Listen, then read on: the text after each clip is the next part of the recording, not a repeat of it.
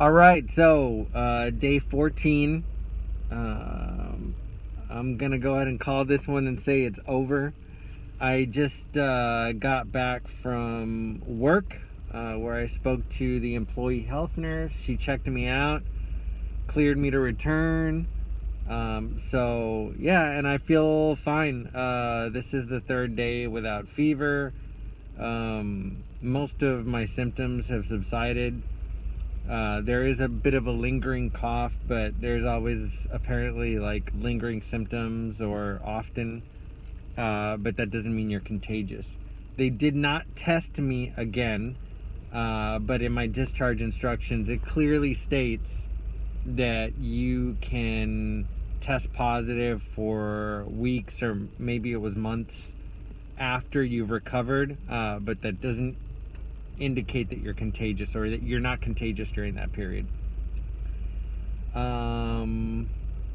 Yeah, so I am going to continue to self-quarantine. I'm getting ready to go into the house. I just got home from work. And I'm going to I return to work tomorrow actually, where I will have limited contact with social distance and mask wearing all day. But here at home anyway, just to be on the safe side for my wife and kid, I'm going to remain in my little quarantine room for the weekend because I work throughout the weekend. So I will actually come out of home quarantine. That's just a personal decision on Tuesday morning. But yeah, so day 14 after symptoms, and essentially I'm done. I may add one more video on Tuesday, just when I'm actually coming out of self-initiated quarantine. But I think that's it. I don't know what else to say. It was at its worst around, I want to say, day 5. And that's just when I had all the symptoms at once, which was like headache, shortness of breath, no taste, no smell,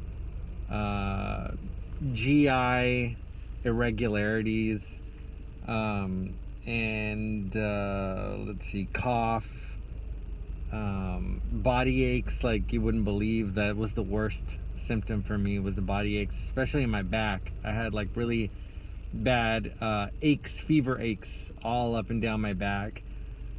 Fever got as high as like 101, I think, maybe, or maybe it was 100.1. I can't remember at this point. I don't know. It's in the video series. But yeah. So and what did I used Aleve a couple of times at when symptoms were at their worst and I couldn't sleep. And I took vitamins, just a multivitamin, a couple of times, and that was it. So I was fortunate, I think. I think some people, and I can see how those symptoms in this virus can really fuck certain people up. And it's not completely understood why some healthy people get so fucked up, but it's possible. I don't know if it has to do with the two different strains, like the L strain and the S strain.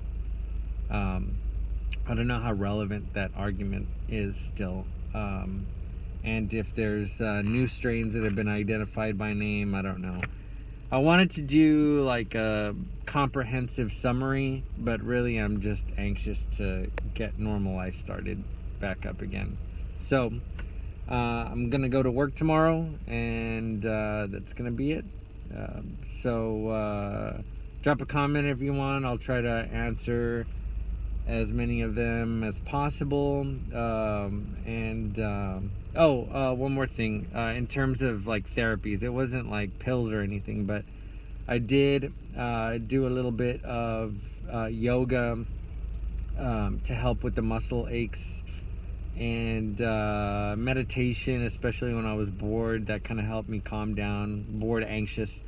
The meditation really helped, and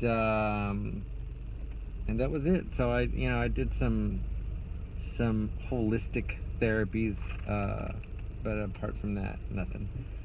So yeah, drop a comment, send an IM, whatever you want. I'll try to answer as many questions if you guys have any. 4th of July was 2 weeks ago now. So those of you who were partying might be coming down with symptoms anytime soon, and that's why I thought, when my buddy told me to do this video blog, and I kind of realized that it was around the 4th of July, and so I recognized some merit. So if I can answer any questions or anything like that, I'd be happy to. And I'm gonna leave it there. All right, guys, cheers.